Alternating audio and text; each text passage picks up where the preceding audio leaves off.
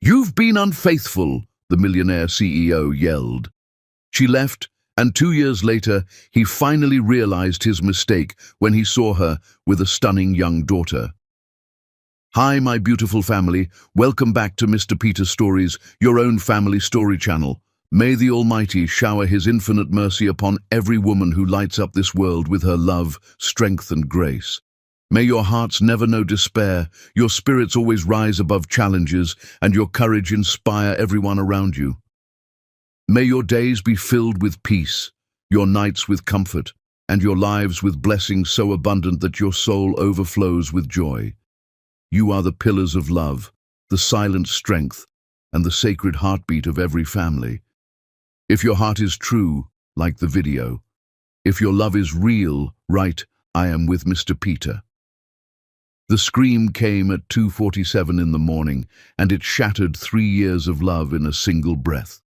Jasmine Rose jerked awake from a dream about their upcoming wedding to find Phil Lynn standing over their bed like an avenging ghost. His phone was clutched in his trembling hand, the screen's blue light casting shadows across his face that made him look like a stranger. His blue eyes, the ones that used to soften when they looked at her, were black with something Jasmine had never seen before. Not anger, something darker. Rage mixed with betrayal, mixed with pain so deep it had calcified into fury. "How long?" His voice was a whisper, but it cut through the darkness like a scalpel through skin. Jasmine's heart slammed against her ribs, confusion and fear flooding her system in equal measure. "Phil, what are you talking about? Baby, what's wrong?"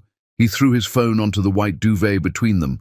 The screen illuminated dozens upon dozens of messages, each one a nail in the coffin of their relationship.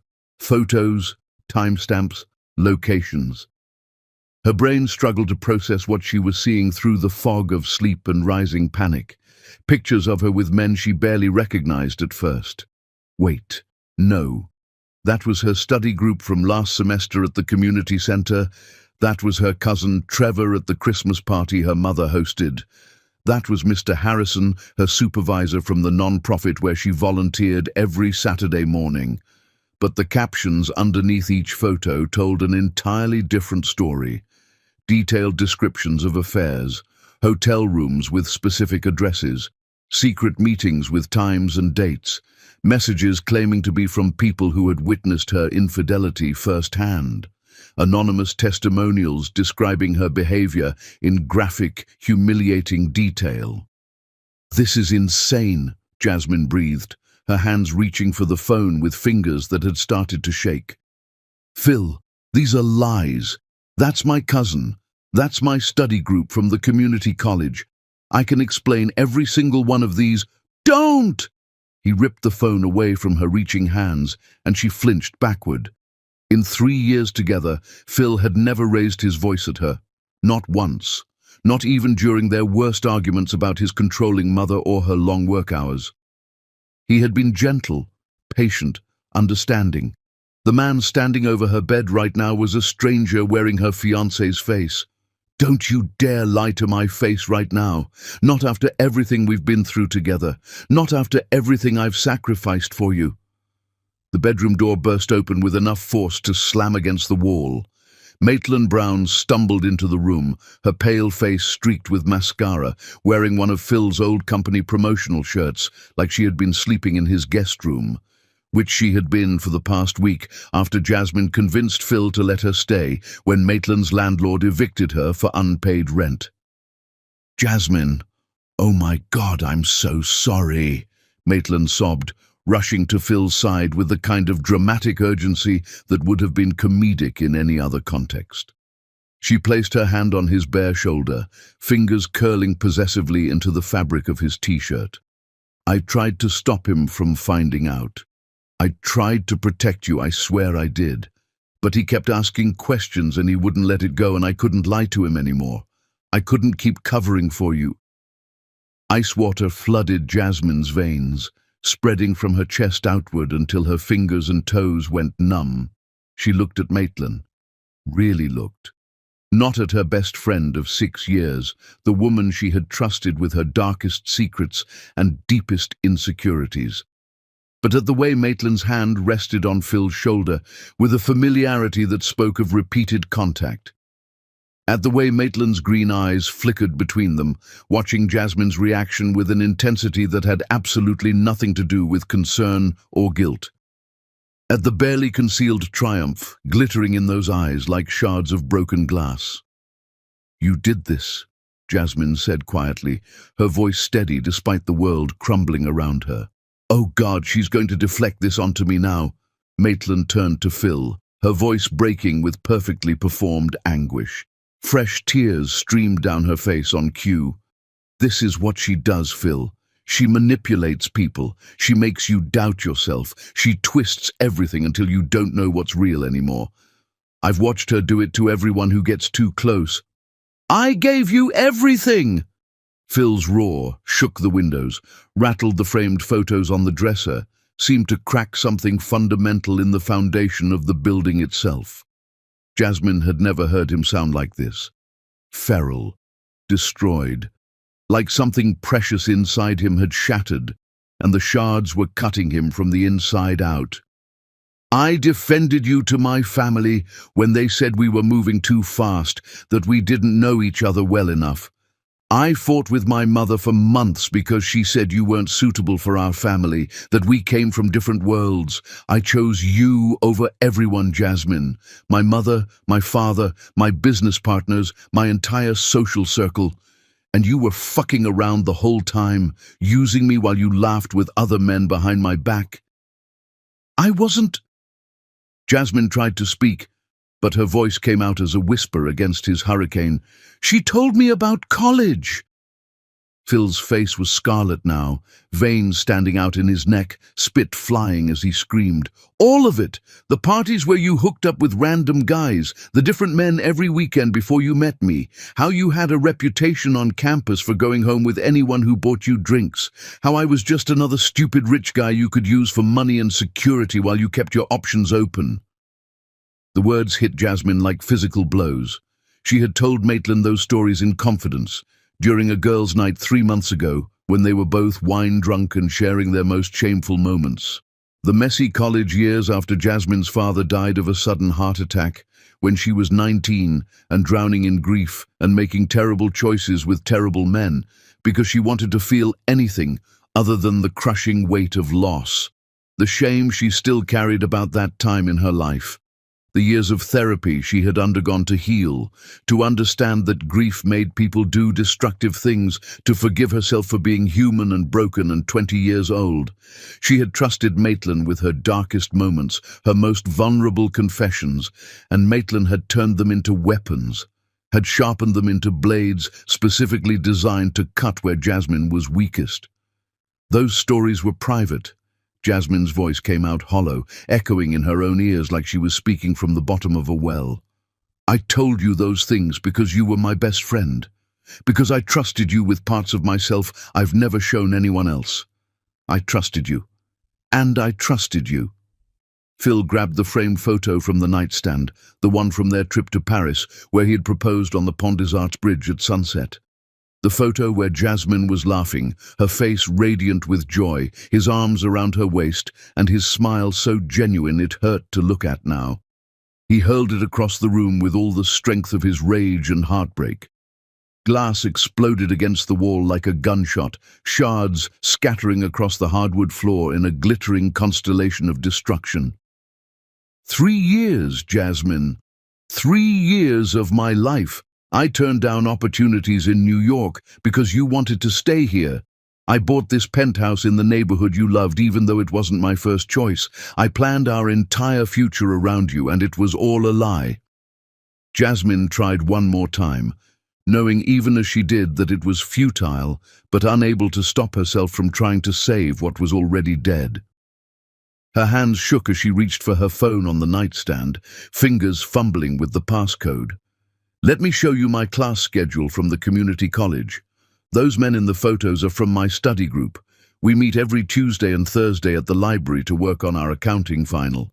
I can prove it. I have emails. I have the syllabus. I can call my professor right now." "Stop it!" Maitland's voice turned sharp, cutting through the room like a blade. Jasmine's head snapped toward her, and for just a second, less than a heartbeat, the mask slipped. Jasmine saw triumph glittering naked and undisguised in those green eyes. Satisfaction, victory. The look of someone who had planned something meticulously and watched it succeed beyond their wildest dreams. Phil, don't let her manipulate you with more lies and fake evidence. She's good at this. I've been watching this for months now.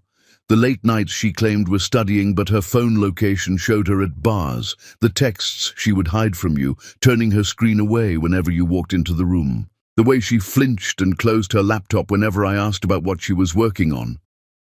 None of that was true. None of it. Jasmine had never hidden her phone, never acted suspicious, never given Phil any reason to doubt her fidelity. But Phil was nodding, his face crumbling, believing every single poisoned word. And Jasmine realized with sickening clarity that this had been planned. Meticulously, patiently. Maitland had spent 6 months since Jasmine got her that executive assistant job at Phil's company, studying them like a scientist studies lab rats, learning their rhythms, their patterns, their vulnerabilities, planting seeds of doubt so subtle that Phil probably didn't even remember when the suspicion started growing. A comment here about how Jasmine seemed distant. An observation there about how she was always on her phone. Tiny drops of poison, administered over months, until the well was contaminated. Jasmine stood up from the bed. She walked to the dresser on legs that felt like they belonged to someone else, opened the top drawer with hands that had gone completely numb, and took out the engagement ring Phil had given her in Paris, the oval-cut diamond he had saved for 8 months to buy, working overtime and skipping meals to afford something worthy of the proposal he had planned. She looked at it for a long moment, this symbol of a future that had just died at 2:47 in the morning. Then she walked back and placed it carefully in Maitland's palm, closing her friend's fingers around it. "You won," Jasmine said softly, her voice steady despite the tears streaming down her face. "Congratulations. Enjoy your prize." Maitland's fingers closed around the ring, and Jasmine saw her eyes widen fractionally. She had expected more of a fight, expected tears, begging, dramatic proclamations of innocence. She had not expected Jasmine to simply surrender. "Jasmine, wait!" Maitland started, but Jasmine was already walking to the closet, pulling on jeans and a sweatshirt with mechanical precision. "Where are you going?" Phil demanded, his voice cracking. "Away from you." Jasmine didn't look at him. Couldn't. If she looked at his face, at the man she had loved with everything she had, she would shatter completely, and she refused to give Maitland that satisfaction. "You made your choice. You chose to believe lies instead of trusting the woman you claimed to love. You chose suspicion over 3 years of loyalty. So I'm making mine. I choose myself. I choose my dignity. I choose to walk away from someone who thinks so little of me." She grabbed her purse and her car keys. Nothing else. Let him keep everything. The clothes he had bought her, the jewelry, the life they had built together. It was all contaminated now anyway, tainted by Maitland's poison and Phil's willingness to believe it. At the door, Jasmine finally allowed herself to turn back. Phil was standing frozen in the middle of the bedroom, his face pale, his body shaking. Maitland had moved closer to him, her hand on his arm now, playing the comforter, the friend, the woman who would help him through this betrayal. "You know what the saddest part is?" Jasmine's voice was steady despite the tears streaming down her face, despite her heart breaking so completely she could feel the pieces cutting her from inside. "I would have spent my whole life proving I loved you. I would have given you everything I had and everything I was. I would have walked through fire for you without hesitation. But you needed so little evidence to believe I was a liar. 1 night of fake photos and planted stories, and 3 years meant nothing." She left, walked out of the penthouse, down the hallway, into the elevator. Behind her, through the closing doors, she heard Maitland's honeyed voice. "Phil, let me stay tonight. You shouldn't be alone after this. I'll take care of you. You can trust me." The elevator doors closed on 3 years of love, on a future that had just been murdered, on the woman Jasmine used to be. When she reached her car in the parking garage, Jasmine sat in the driver's seat for 20 minutes before she could make her hands stop shaking enough to put the key in the ignition. Somewhere above her, in the penthouse that had been supposed to become their home after the wedding, Phil Lynn sat on the edge of the bed surrounded by broken glass and held his phone, staring at the photos that had destroyed his world.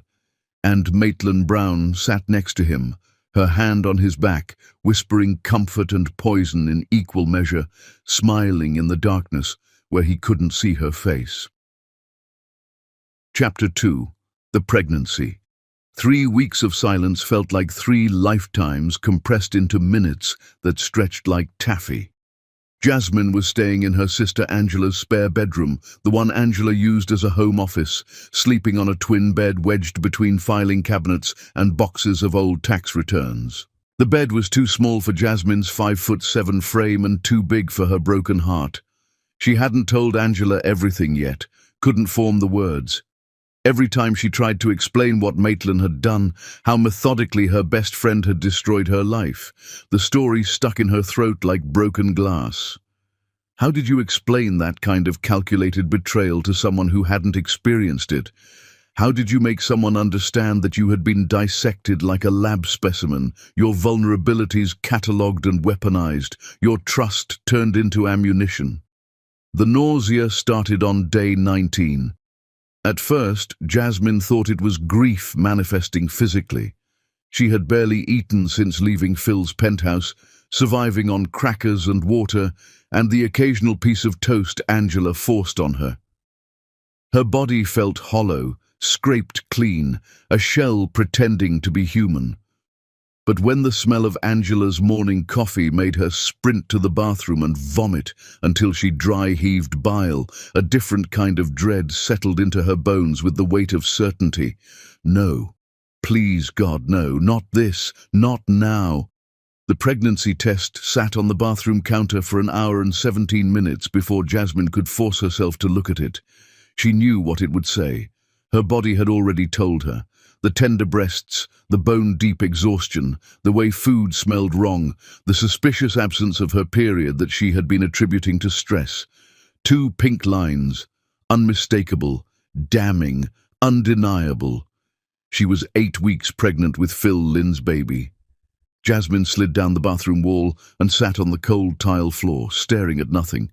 Her hand moved automatically to her still flat stomach, pressing against skin that hid a secret that would change everything. A baby. Their baby. Made in love and trust before Maitland's poison destroyed everything they had built together, and Phil would never know. The thought crystallized with absolute certainty, sharp and clear as diamond. He had chosen not to believe her. He had looked at manufactured evidence, at manipulated photos and planted lies, and decided she was a cheater, a user, a woman who would exploit him for his money while entertaining other men behind his back. He didn't deserve to know about this child. He didn't deserve to be a father to a baby he helped create while he was busy calling the mother a whore. "Jazz, you okay in there?" Angela's voice came through the door, concerned. "You've been in there a while." Jasmine opened the door. Stood there holding the pregnancy test, her face completely blank, her eyes dry. "I'm pregnant." The words came out flat, empty. A statement of fact, devoid of emotion, because if she let herself feel anything, she would collapse completely. Angela's face went through 6 distinct emotions in 3 seconds before landing on fierce protective fury. She looked at the test, at her sister's blank expression, and immediately pulled Jasmine into her arms. "Does he know?" "No." Jasmine's voice was steady. "And he's never going to." Angela pulled back, studying her sister's face. "Jazz, that's a huge decision. Maybe you should think about—" "I gave birth to my niece in this bathroom when your water broke early and we couldn't make it to the hospital," Jasmine interrupted, her voice harder than Angela had ever heard it. "I held your hand through 18 hours of labor. I know exactly how huge this decision is, and I'm telling you, Phil Lynn destroyed me. He threw me away like garbage because his secretary whispered lies in his ear for 6 months. I begged him to listen. I showed him proof. I offered to call my professor, my study group, my cousin. He chose to believe Maitland instead. Jasmine's hands clenched into fists, her nails digging crescents into her palms. So no, he doesn't get to know about this baby. He doesn't get to play father when it's convenient, then disappear when someone else plants doubt in his mind. He made his choice. Now I'm making mine. Angela studied her sister's face. Jasmine had always been the soft one growing up, the gentle one, the one who saw the best in people even when they showed her their worst. That woman was gone now, burned away by betrayal, replaced by someone harder, colder, forged in the fire of Maitland's calculated destruction and Phil's willingness to believe it. "Okay," Angela said finally, her voice gentle. "Okay, what do you need?" Jasmine took a shaky breath, the first crack in her armor. "I need to change my business name for the online boutique I've been building. I need to move somewhere no one knows me, somewhere I can disappear completely, and I need you to promise me something. Anything. If he ever comes looking for me, if he ever realizes what Maitland did and tries to find me—" Jasmine's voice cracked. "You tell him I don't want to be found. You tell him he made his choice and I made mine. You tell him that some things, once broken, can never be fixed." Her hand moved to her stomach again, protective, fierce. This baby deserves better than a father who abandons its mother based on lies, better than a man who doesn't trust the woman he claims to love, better than someone who believes the worst of me with so little evidence. That night, Jasmine blocked every number that could connect her to her old life. Phil's number, obviously, his business line, his mother's number, his father's, his business partner Daniel's. She deleted her Facebook, her Instagram, her Twitter, every digital footprint that could be traced. She broke her lease via email, forfeiting her security deposit, and started researching cities across the country where she could vanish. Seattle, Portland, Austin, Denver, somewhere with good schools and opportunities and zero chance of accidentally running into Phil Lynn at a coffee shop or grocery store. She chose Seattle, rain and mountains and a fresh start, 3,000 miles from the life that had imploded. Before she left, Jasmine made one more call, to a women's clinic in Seattle, scheduling her first prenatal appointment under a new name. Not for abortion. Never that, but for survival. For building a life where this baby would be wanted, loved, protected from the poison that had destroyed its parents' relationship. "Name for the appointment?" the receptionist asked, keyboard clicking in the background.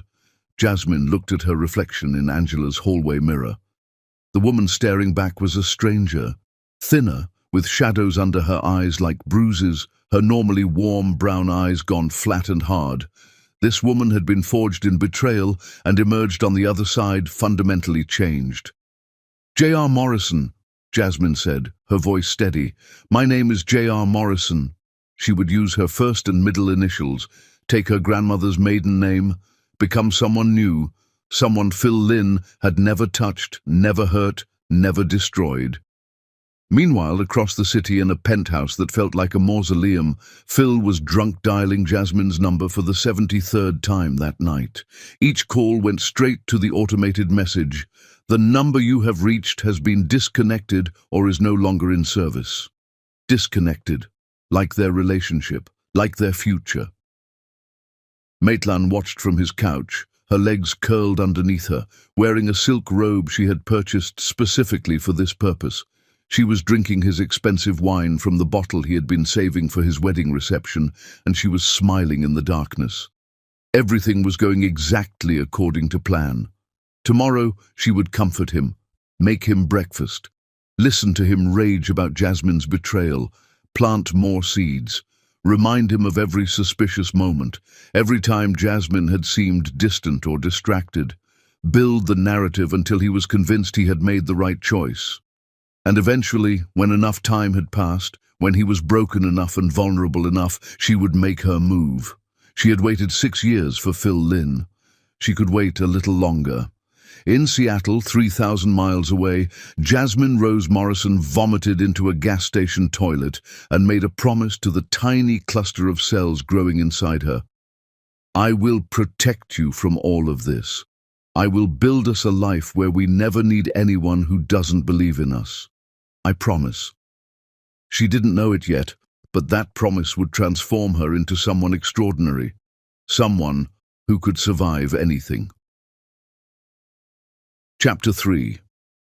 2 years of silence and justification. Ruby's closet had started as a desperate idea, coded in midnight hours between morning sickness and existential terror, built with the last of Jasmine's savings and pure, stubborn refusal to fail. Now it was pulling in $2 million annually, and Jasmine Rose Morrison stood in her downtown Seattle office, looking out over the city skyline like a queen surveying her kingdom. Behind her, Ruby Lynn Morrison played with blocks on the expensive carpet. She was all dimples and wild curls and boundless joy that shouldn't exist given the circumstances of her conception, but somehow did anyway. "Mama, look!" Ruby held up a precarious tower of blocks, beaming with pride. Jasmine turned from the window, and the hard edges that had become her default expression softened into something almost human. "That's amazing, baby girl. You're so smart." Ruby's tower immediately collapsed. She looked at the scattered blocks for exactly 2 seconds, then started rebuilding without tears. Resilient, determined, just like her mother. Jasmine's assistant Keisha knocked on the glass door. "You have the venture capital call in 10 minutes. "Thanks, Ruby can stay." Jasmine checked her reflection in the window. Navy blazer, white silk blouse, diamond studs she bought herself. Every inch the successful entrepreneur who built an empire from nothing while raising a child alone. The investor call went exactly as planned. Ruby's closet was expanding. 3 new distribution centers, 50 new employees, projections showing $5 million in revenue next year. Jasmine had transformed her grief into something tangible, something that couldn't be taken away by lies and betrayal. After the call, Angela video called from Chicago. "How's my favorite niece?" "Auntie Angie." Ruby climbed onto Jasmine's lap, pressing her face to the screen. "Jazz, you look exhausted," Angela said quietly once Ruby wandered back to her blocks. "I'm fine." "You're not dating. You're not going out. You're just working and being Ruby's mom. That's surviving, not living." "Surviving is all I have energy for right now." Jasmine's voice was clipped. They had this conversation every few weeks. "I have Ruby. I have my business. I have peace. That's enough." "Do you ever think about him?" Jasmine's jaw tightened. "No." "Liar." The truth was, Jasmine thought about Phil Lynn every single day. When Ruby laughed with his exact dimples. When she fell asleep with her little fist curled against her cheek, the same way Phil used to sleep. When Ruby said something in that thoughtful, careful way that was pure Phil.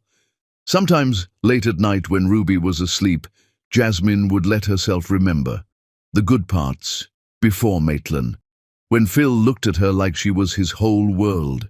When his promises felt real and forever seemed possible. Then she would remember his face twisted with rage at 2:47 in the morning, calling her a liar, choosing Maitland's poison over 3 years of devotion. And the memories would harden back into the armor she wore like a second skin. Meanwhile, 3,000 miles away, Phil Lynn was dying in slow motion. Not literally dying, though sometimes his business partner Daniel Walsh wished it was literal, because at least then there would be a clear treatment plan. This was worse. Phil had become a ghost haunting his own life, going through the motions without actually living. He had lost 38 pounds. His suits hung on him like they belonged to someone else. He worked 90 to 100-hour weeks, slept maybe 4 hours a night, and hadn't smiled in 2 years. His dark hair was graying at the temples, even though he was only 31. The passionate, energetic man Daniel had known for a decade had been replaced by this empty shell. But here was the thing Daniel didn't know. Phil didn't actually believe he had made a mistake. Not entirely. Not yet. Maitland was gone. That had imploded after 4 months of the most joyless relationship in human history. She had tried everything to make Phil love her. cooked elaborate meals he didn't eat, bought expensive lingerie he didn't notice. Finally, Phil ended it. "I can't do this. I don't love you. I will never love you. You need to leave."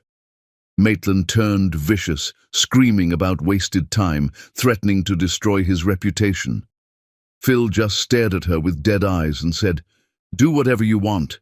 I don't care." She was fired the next day. Disappeared with one final venomous text. "You'll never find her. I made sure of that. Enjoy dying alone." Phil deleted the message and went back to work. But the photos, the anonymous messages, the detailed descriptions of Jasmine's affairs, those still lived in a folder on his phone. Late at night, when the insomnia was particularly bad, Phil would study them like archaeological evidence. Because what if he had been right? What if Maitland's methods were wrong, but her information was correct? What if Jasmine really had been cheating? The photos looked real. The timestamps made sense. Yes, Jasmine claimed they were her study group and her cousin and her boss, but couldn't that be a convenient cover story? Wasn't that exactly what a cheater would say? Phil had convinced himself of a narrative, and narratives once established were incredibly hard to dismantle. He told himself, "I gave her a chance to explain. She could have shown me her class schedule immediately instead of getting defensive." He told himself, the anonymous messages had too much detail to be fabricated. Someone knew something. He told himself, "I loved her so much it blinded me. Maybe I ignored red flags." This internal justification kept him functional, because if he admitted he had been catastrophically wrong, if he acknowledged that he had destroyed an innocent woman based on manufactured lies, then he would have to face the enormity of what he had done. And Phil Lynn was not ready for that reckoning, not yet. So he worked and slept fitfully, and told himself he had made the painful but necessary choice. And slowly, day by day, he became a little more dead inside. Daniel tried interventions, dragged Phil to a therapist, which lasted 3 sessions before Phil stopped going. "She keeps asking me if I have regrets.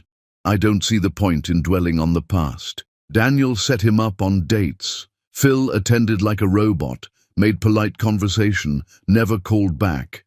Finally, Daniel confronted him over drinks. "You're killing yourself over a woman who's probably moved on. You need to let go." "I have let go," Phil said, and he actually believed it. "I'm just focused on work." For 2 years? Building a company takes dedication. Daniel studied his friend's hollow face and knew he was lying to himself. But you couldn't force someone to see truth they weren't ready to accept. What Daniel didn't know was that Phil had tried to find Jasmine in those early months, hired one investigator who found nothing, visited her family once, where Jasmine's mother looked at him with pure hatred and said, "You threw my daughter away. Stay away from her," before slamming the door.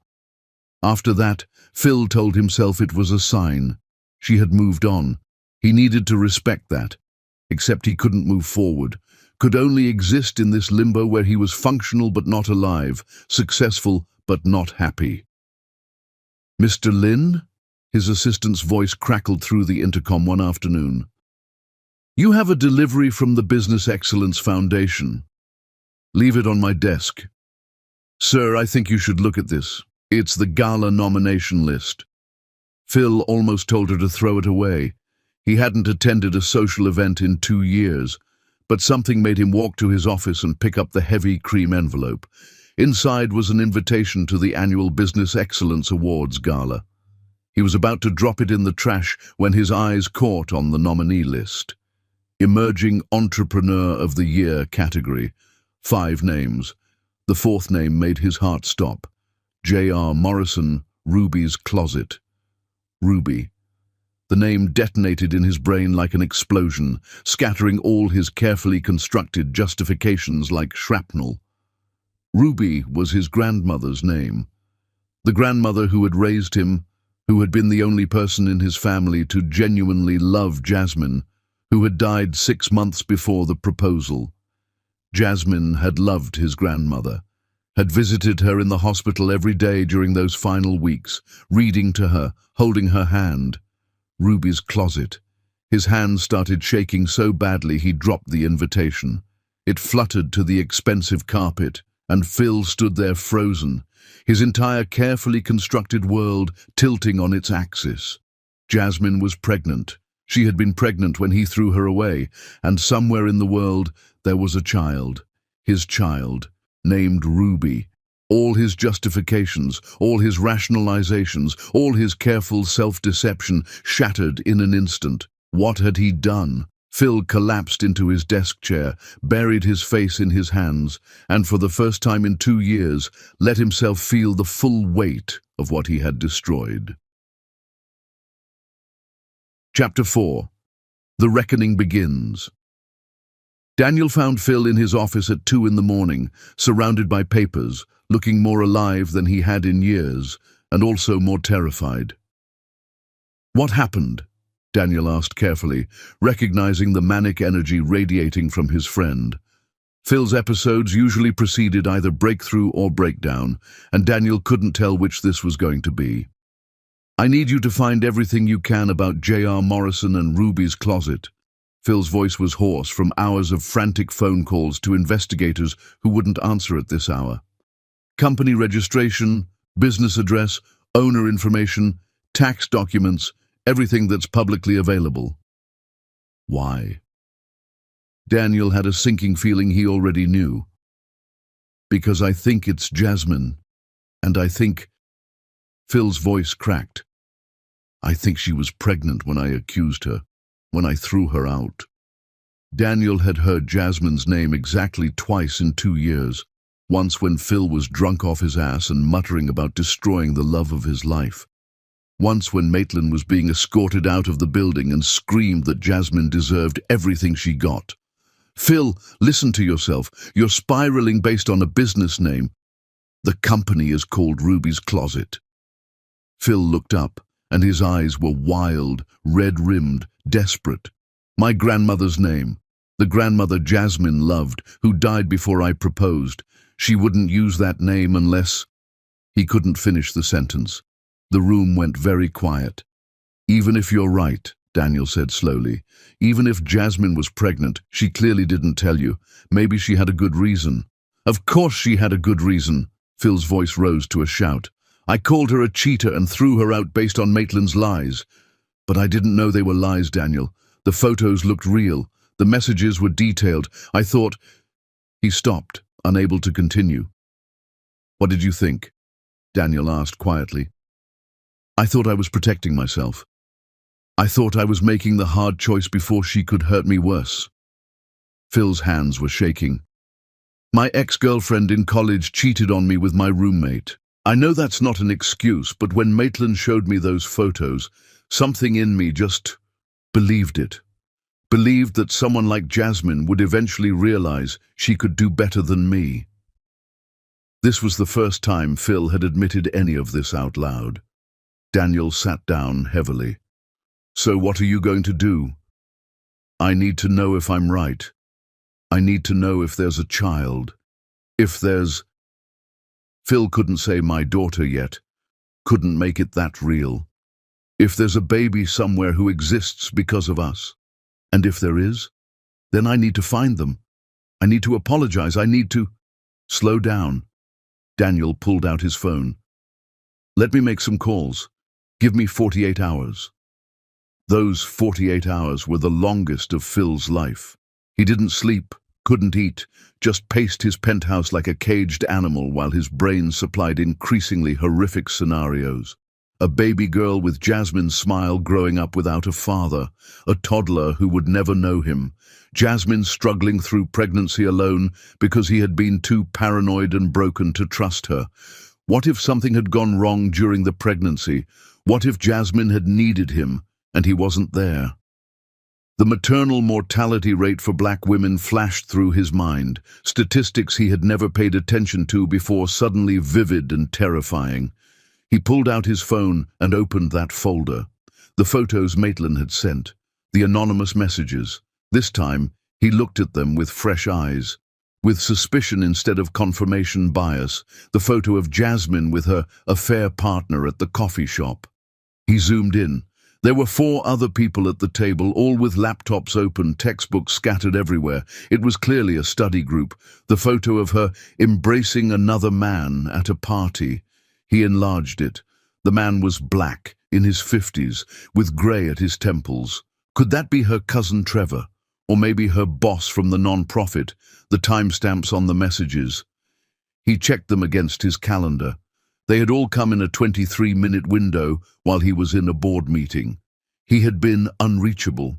Convenient timing for someone who wanted to make sure he saw them all at once, in rapid succession, without time to think critically.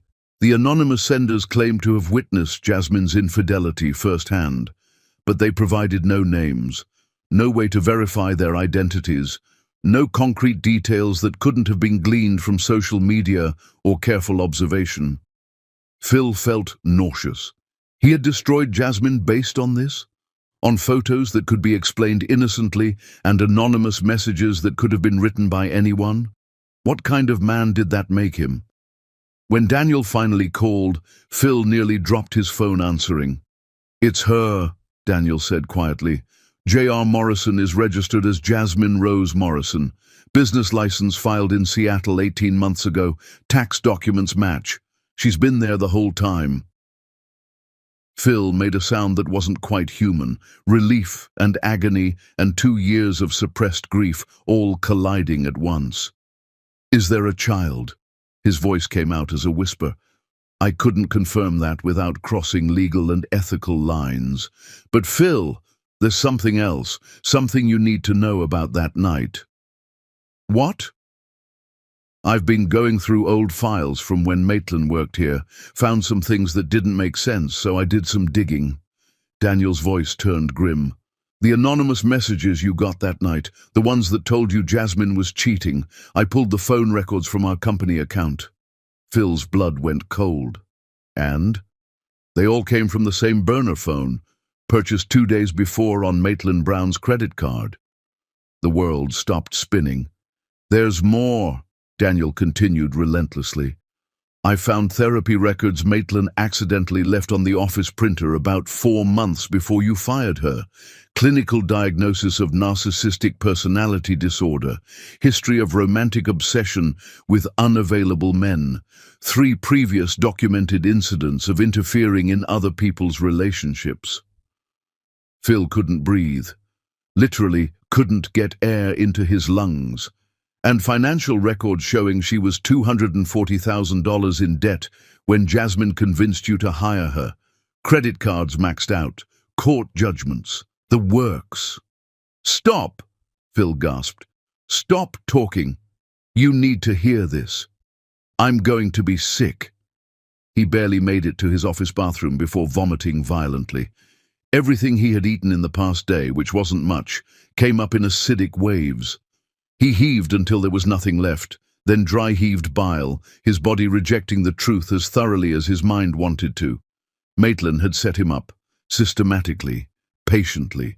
She had studied them like a scientist conducting an experiment, learned their vulnerabilities, and exploited them with surgical precision. And he had let her, had believed her lies because they confirmed his worst fears about himself. Daniel was waiting when Phil emerged, pale and shaking. "I need her address." "Whose? Jasmine's or Maitland's?" "Maitland's."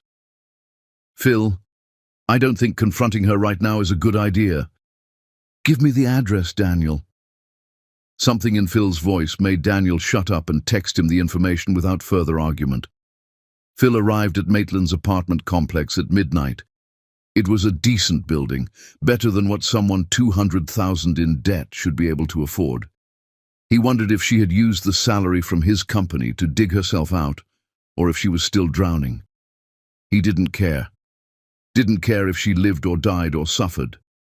He just needed to hear her admit it. Phil pounded on her door until she opened it, sleepy and confused, and wearing pajamas with cartoon cats on them. For a moment, seeing her like this, she looked almost normal, almost harmless. Then he shoved past her into the apartment and slammed the evidence on her kitchen table. Phone records, financial documents, therapy records. "Explain this." Maitland looked at the papers spread across her table like tarot cards revealing her crimes. Her face went through several expressions in rapid succession. Shock, fear, calculation. Then something unexpected happened. She laughed. It was a horrible sound, unhinged and bitter and completely devoid of remorse. The laugh of someone who had spent so long wearing a mask that removing it felt like liberation. "You really thought perfect Jasmine could love someone like you?" Maitland's voice dripped venom.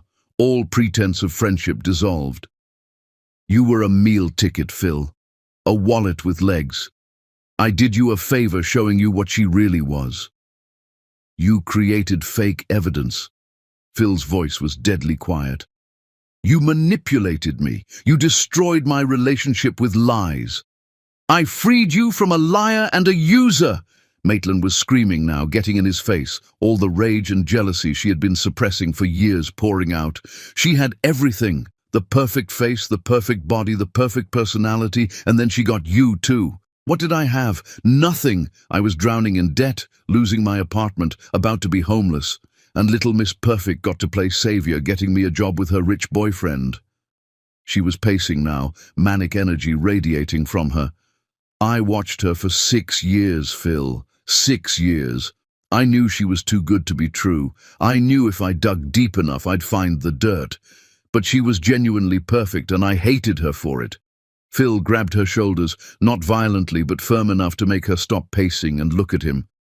"Was she pregnant when she left?" Maitland's face went white. For the first time, real fear flickered across her expression. "What?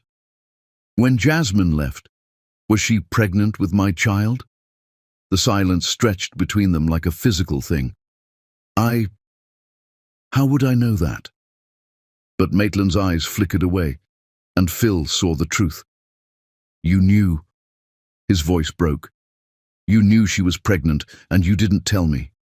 You let her leave, let her disappear, knowing she was carrying my baby." "She probably got rid of it anyway," Maitland started, but she never finished the sentence. Phil shoved her backward, not hard enough to hurt, but hard enough to make her stumble into her kitchen counter. He had never put his hands on a woman in violence in his entire life, but in that moment he wanted to destroy her the way she had destroyed him. "If you ever come near me again." Phil's voice was lethal quiet, each word enunciated with perfect clarity. "If you ever speak Jasmine's name, if you even exist in my peripheral vision, I will dedicate every resource I have to making sure you never work again, never have credit, never have a normal life. Do you understand me?" Maitland was crying now, mascara streaming down her face in black rivers, reaching for him with trembling hands. "Phil, please, I love you. I did this because I love you so much. You don't know what love is." Phil stepped away from her like she was contaminated, like touching her might infect him with her poison. "Love doesn't destroy. Love doesn't manipulate. Love doesn't lie. You're sick, Maitland, and you need help that I can't give you." He walked to her door, then paused with his hand on the knob. "I loved Jasmine more than I've ever loved anything in my life. I would have died for her without hesitation. And you took that away from me because you were jealous and in debt and obsessed." He looked back at Maitland, sobbing in her kitchen. "I hope it was worth it." Phil left her there and didn't look back. In his car, he sat with his hands on the steering wheel and let himself process everything. Jasmine had been innocent. Completely, entirely innocent.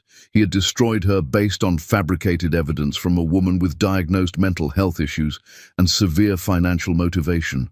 And somewhere, Jasmine was raising his child, a child named Ruby, a child who would never know her father because he had been too broken and paranoid to trust the woman he loved. Phil put his head down on the steering wheel and cried harder than he had ever cried in his life. Chapter 5. The Obsessive Search. The next morning, Phil hired 3 private investigators. All 3 came back within a week with the same answer: nothing. J.R. Morrison existed on paper. Business registration for Ruby's Closet LLC. Tax documents filed with the IRS corporate mailing address at a mail forwarding facility. But Jasmine Rose Morrison herself, a ghost. No social media presence under any variation of her name. No property records in Seattle or anywhere else. No vehicle registration, no utility bills in her name. The business address was a corporate mail facility that forwarded everything to a P.O. box, and the P.O. box required ID to access, but not to rent. The accountant who filed Ruby's Closet's taxes worked remotely and had never met the owner in person, only exchanged documents via encrypted email. She had erased herself so completely it was like she had never existed. Phil became obsessed. It started as a need to apologize, to explain, to make things right. But as the weeks turned into months and every lead turned into a dead end, it metastasized into something darker, something consuming. He visited Jasmine's old job at the non-profit. They told him she hadn't worked there in over 2 years, and they had no forwarding information. He tracked down her college friends, found them through LinkedIn and Facebook. None of them had heard from her. Some of them told him to stop looking, that Jasmine clearly didn't want to be found. He tried her family next. That went worse. Angela slammed the door in his face without a word. Jasmine's mother opened the door, looked at him with pure hatred that made him take a step back, and said words that would haunt him. She could have died alone, Phil, during the pregnancy, during childbirth, from complications. She could have needed you, and you would never have known, because you threw her away like trash based on lies from a woman you had known for 6 months. Her voice was quiet, controlled, which made it worse somehow. So no, I'm not telling you where she is. And if you come back here again, I'm calling the police. The door closed. The lock clicked. The porch light turned off, leaving Phil standing in the darkness with those words echoing in his head. She could have died alone. Black women had mortality rates during childbirth that were significantly higher than white women. Jasmine could have hemorrhaged, could have had complications, could have needed emergency surgery while she was alone and terrified, and he was 3,000 miles away, convincing himself he had been right to leave her.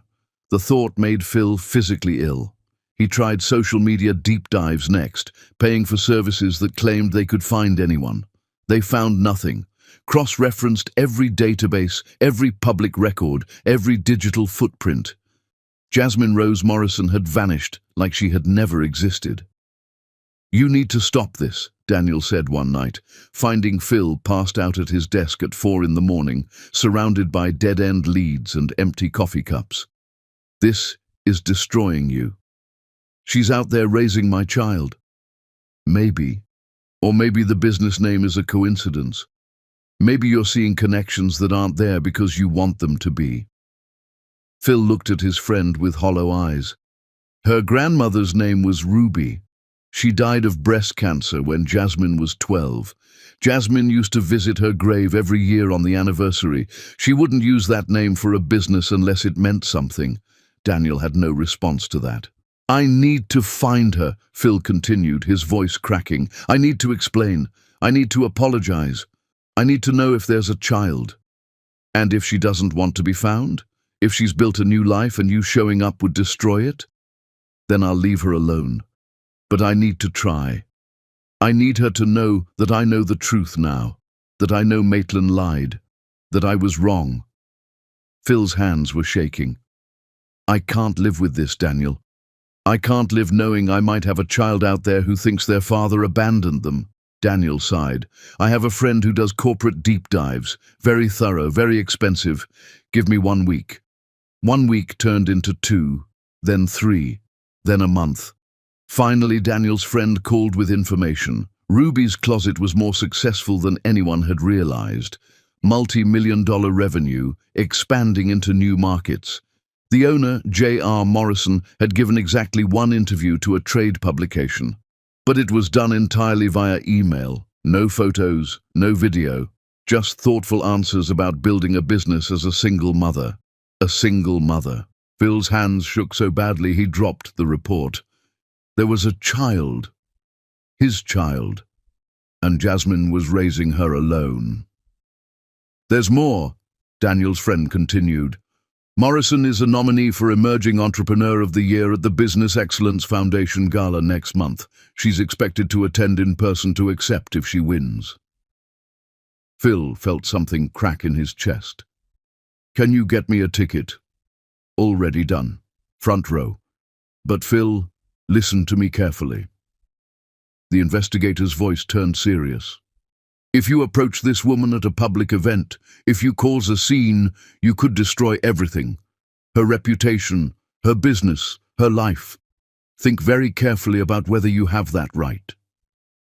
Phil didn't respond, just hung up and stared at the gala invitation that had arrived in his office weeks ago, the one he had ignored.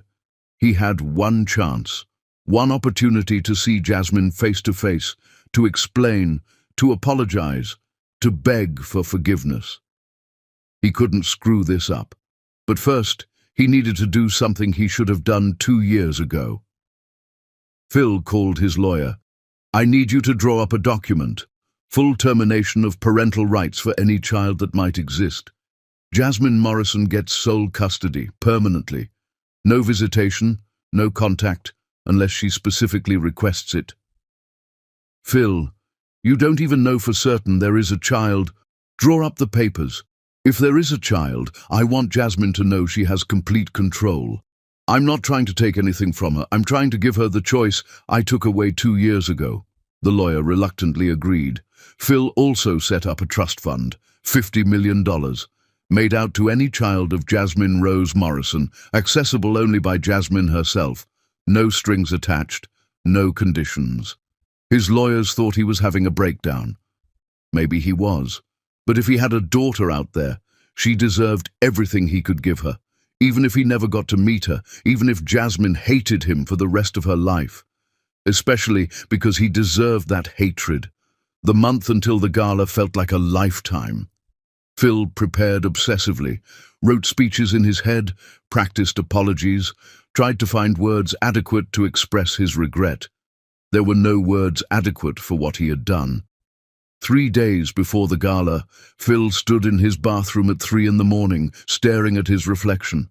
He looked like a stranger, hollow-eyed, gaunt, prematurely grey. The man in the mirror was a ghost of who he used to be. The man in the mirror had destroyed the woman he loved because he was too broken to trust her. I'm sorry, he whispered to his reflection, practicing. I know sorry doesn't fix anything. I know I destroyed something irreplaceable. But I need you to know that I know the truth now. I know Maitland lied. I know you were innocent, and if there's a child, if there's a daughter, I want you to have complete control over whether I ever meet her. I'm not here to take anything. I'm here to give you the choice I stole. His reflection stared back, unconvinced. The day of the gala arrived. Phil didn't RSVP. Bought a last-minute ticket at the door with cash, using a fake name. Wore a suit he had purchased that morning because all his old ones didn't fit anymore. Positioned himself in the back of the ballroom behind a marble column where he could see the stage, but remain invisible. The ceremony began. Awards were given. Speeches were made. Phil heard none of it. His eyes stayed locked on the side entrance where the nominees would enter. Then the MC announced, and now, the Emerging Entrepreneur of the Year category. Phil stopped breathing. 5 names were read. J.R. Morrison, Ruby's Closet, was third. The winner is... The MC opened the envelope with dramatic flair. J.R. Morrison, Ruby's Closet. The ballroom erupted in applause that sounded like ocean waves crashing, and Jasmine Rose walked onto the stage. Chapter 6. The Transformed Queen. Phil's heart stopped completely, and for a moment he thought he might actually die right there in the ballroom, heart attack brought on by the sight of Jasmine Rose walking onto that stage. She was transformed. This wasn't the woman he had loved. That Jasmine had worn her hair long, natural curls cascading past her shoulders, had favored soft colors, gentle fabrics, clothes that made her approachable, had moved through the world with a quiet grace that invited people in. This woman was a warrior queen. Her hair was cut in a sleek bob that framed her face with geometric precision, highlighting cheekbones that seemed sharper now, more defined. She wore a navy suit that probably cost more than most people's monthly rent, tailored so perfectly it might as well have been painted on her body. The jacket was structured, powerful, with sharp lines that screamed authority. Diamond studs in her ears caught the stage lights and threw fragments of brilliance across her dark skin. 4-inch heels that added height she didn't need because her presence filled the entire room without physical assistance. But it was the way she moved that broke Phil's heart completely. She walked onto that stage like she owned it, owned the room, owned the entire city. Head high, shoulders back, every step deliberate and controlled. The soft, gentle woman who used to curl into his side on the couch was gone.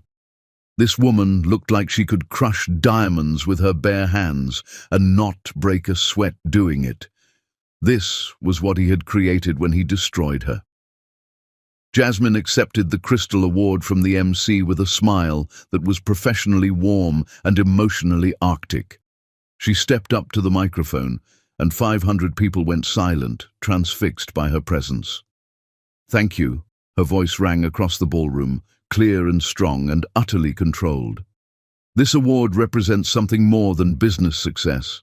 It represents surviving when everyone tells you that you can't. It represents building something from nothing when the people you trusted most have taken everything you had. It represents learning that the only person you can truly, completely depend on is yourself." The audience applauded, not understanding the layers of meaning in those words, the razor blades hidden in silk. But Phil understood. Every syllable was a knife aimed directly at his heart. "To every woman who's been doubted, dismissed, or destroyed by someone who claimed to love them," Jasmine continued, and Phil saw her knuckles go white where she gripped the edges of the podium, the only sign of emotion in her otherwise perfect composure. "This award is for you. We don't need anyone's permission to rebuild ourselves. We don't need anyone's belief to succeed. We don't need anyone's validation to know our worth. We rise alone, and we rise stronger for it." The applause was deafening. Women in the audience were on their feet. Phil saw tears on some faces, recognition on others. Jasmine had just spoken directly to every woman who had ever been betrayed and survived it. She smiled, gracious and professional, stepped away from the microphone and started descending the stage stairs. That's when Phil saw her. A little girl ran from the front row toward the stage, and the entire ballroom made a collective sound of appreciation. The child was maybe 18 months old, wearing a tiny navy dress that matched Jasmine's suit perfectly, with white tights and tiny patent leather shoes. Her hair was pulled into 2 puffs on top of her head, wild curls that defied gravity. Her skin was light brown, a perfect blend of Jasmine's deep brown and something paler. And when she looked up at Jasmine with pure, undiluted joy, Phil saw his own eyes staring back. Ruby, his daughter. The room tilted. Phil grabbed the marble column to stay upright, his vision tunneling until all he could see was that little girl, that perfect, beautiful, impossible little girl who had his eyes and Jasmine's smile and shouldn't exist except she did. She was real. She was running to her mother with the absolute confidence of a child who has always been loved.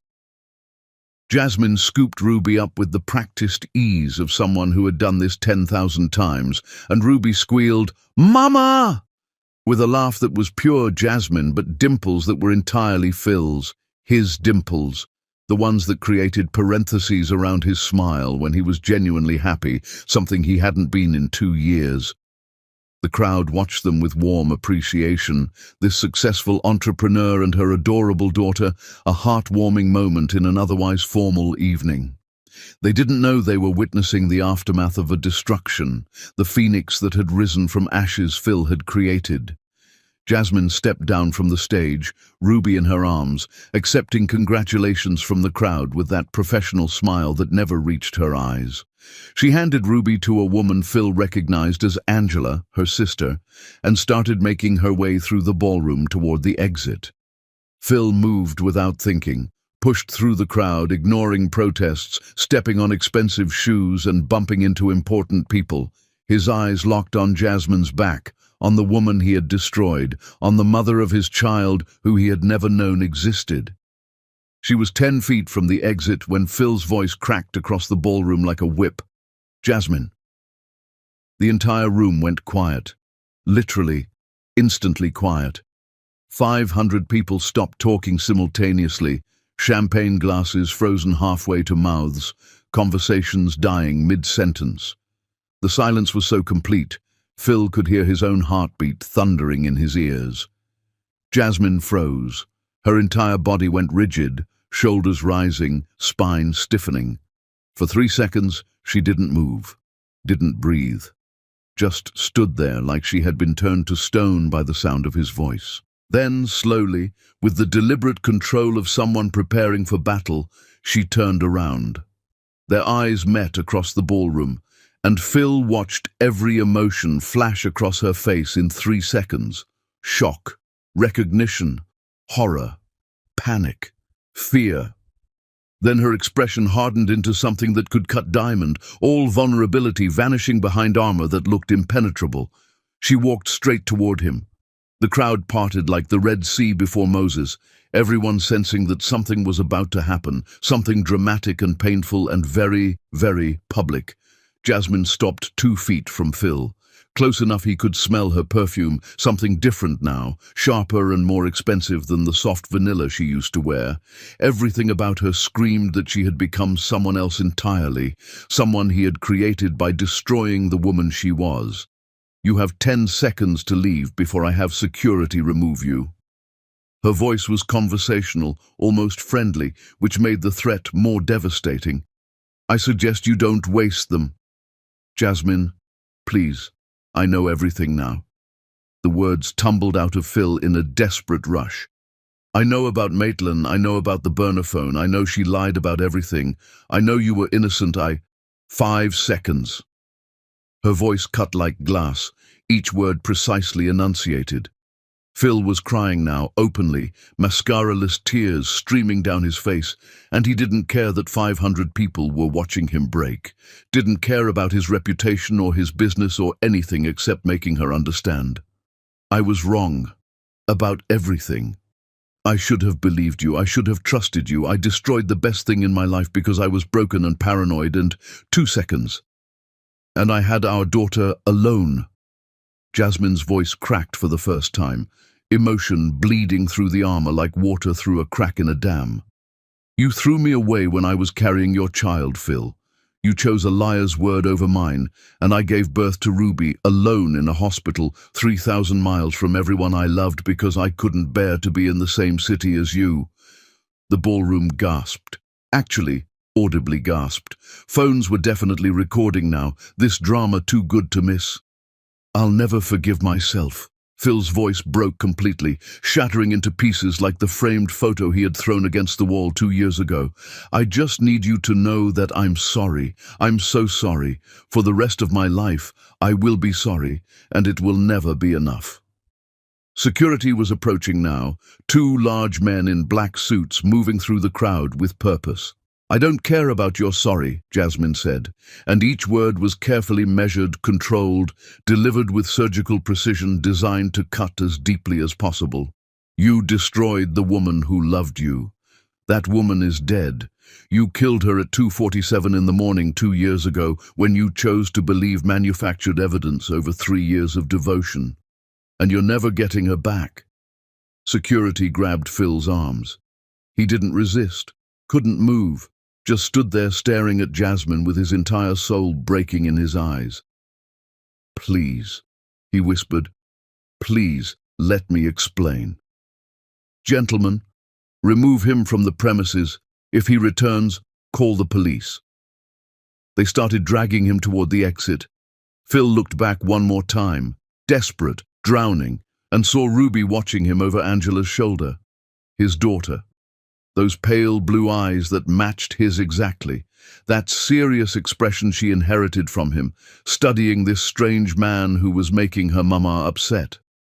Ruby's little hand waved. tiny fingers opening and closing in that way toddlers wave, innocent and sweet. "Bye-bye, sad man," Ruby called out, her voice carrying across the silent ballroom with perfect clarity. The words hit Phil like a physical blow.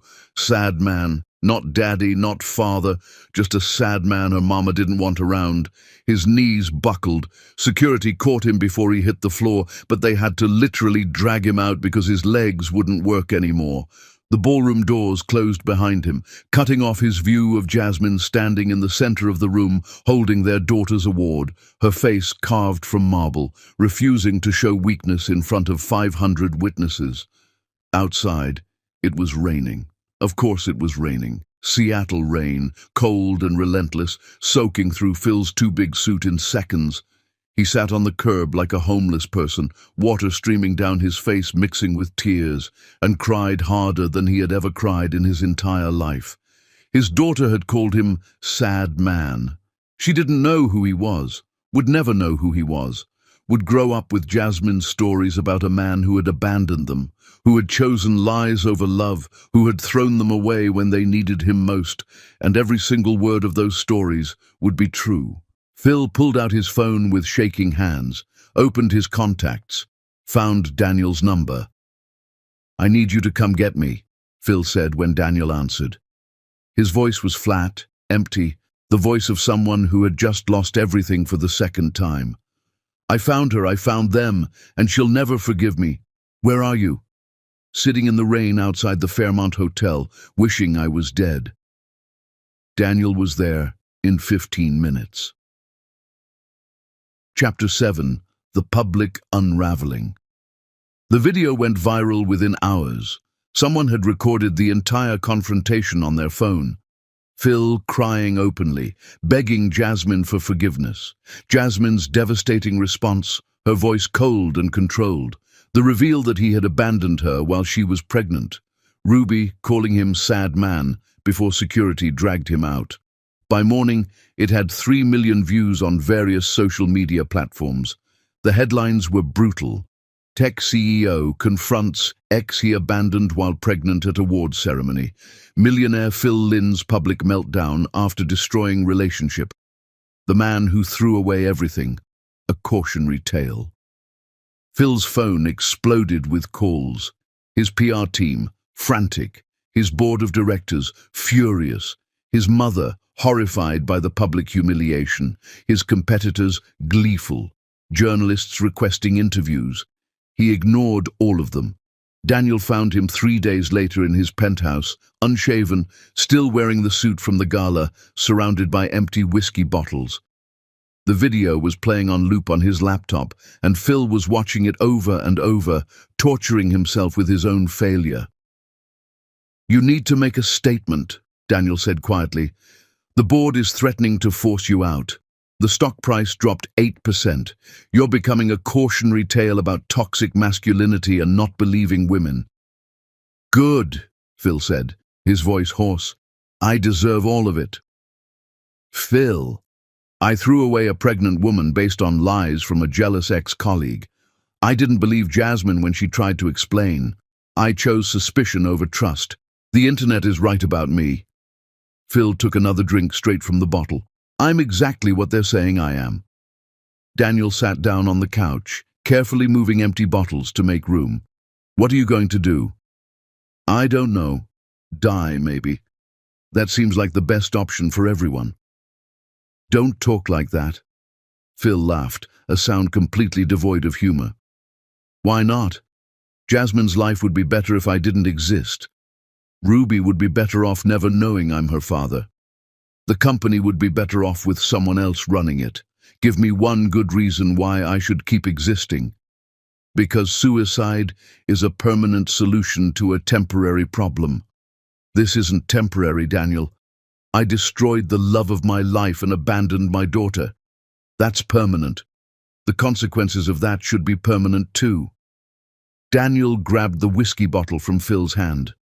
"Stop drinking and listen to me. You made a catastrophic mistake, multiple catastrophic mistakes, but wallowing in self-pity and alcohol isn't going to fix anything. Nothing's going to fix this. No, probably not. But you can try to be better. You can try to become someone who deserves forgiveness, even if you never get it. Phil stared at his friend with hollow eyes. How? Therapy, real therapy, multiple times a week. Actual work to understand why you were so easy to manipulate, why you chose to believe the worst instead of trusting your partner. Daniel pulled out his phone. I have a name. Trauma specialist, works with people who've destroyed their relationships. She's expensive and she doesn't take shit from anyone. Fine. And you need to stop drinking. Right now. Cold turkey. Phil looked at the bottles surrounding him. Okay. And you need to make a public statement. Not defending yourself. Apologizing. Taking full responsibility. Admitting you were wrong. The PR team said I should deny everything, claim Jasmine's lying, suggest she's manipulating the situation. Fire the PR team, Daniel said flatly. They're giving you advice that will destroy you further. The public doesn't want spin right now. They want accountability. Phil was quiet for a long moment. Then, write the statement. I'll sign whatever you think is appropriate. Daniel spent 3 hours crafting a statement that was honest without being self-pitying, apologetic without being defensive. He showed it to Phil, who read it and started crying again. This makes me sound like a monster. You were a monster. To Jasmine. The statement reflects that reality. Phil signed it. The statement went live that evening. I owe Jasmine Morrison and our daughter Ruby a public apology for the pain I caused them. 2 years ago, I believed false accusations about Jasmine's fidelity without properly investigating, without trusting the woman I claimed to love. I was manipulated by someone with malicious intent, but that doesn't excuse my actions. I should have believed Jasmine. I should have trusted her. Instead, I threw her away when she was pregnant with our child, and she had to build her life and her business alone while raising our daughter without my support. I am deeply sorry for the pain I caused. I am working with therapists to understand why I was so easy to manipulate and why I chose suspicion over trust. This statement is not a request for forgiveness. I don't deserve forgiveness. It's simply an acknowledgement of truth and an apology to Jasmine and Ruby for destroying our family. I will be taking a leave of absence from Lynn Technologies to focus on becoming a better person, though I recognize that may be impossible after what I've done. The statement went viral. Some people appreciated the accountability. Others said it was too little, too late.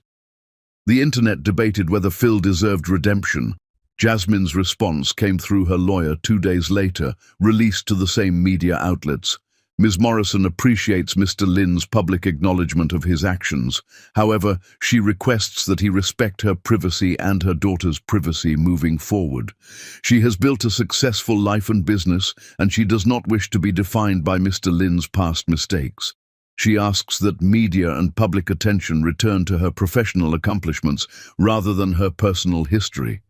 Professional, controlled, revealing nothing of what she actually felt.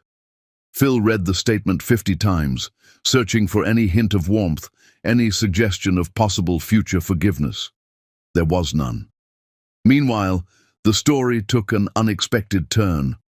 An investigative journalist decided to dig into the manipulation Phil had mentioned. Using the information from Phil's statement and some excellent detective work, she found Maitland Brown. The journalist's expose came out a week later. The woman who destroyed a relationship, Maitland Brown's pattern of manipulation. The article was devastating. It detailed Maitland's history of becoming obsessed with unavailable men, the 3 previous documented incidents of interfering in other people's relationships, her narcissistic personality disorder diagnosis, her massive debt and financial motivation for maintaining her job at Lynn Technologies. Most damning, the journalist had tracked down Maitland's therapist, who spoke on background without violating patient confidentiality laws, and previous victims of her manipulation schemes. The internet turned its fury from Phil to Maitland. She was doxxed within hours. Her address, her phone number, her email, all posted publicly. Her current employer fired her immediately to avoid association. She received thousands of death threats, had to go into hiding.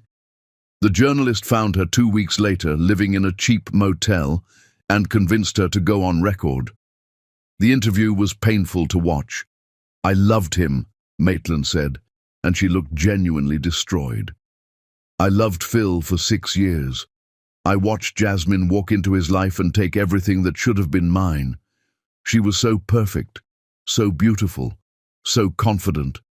And I was drowning in debt and loneliness, and I wanted what she had.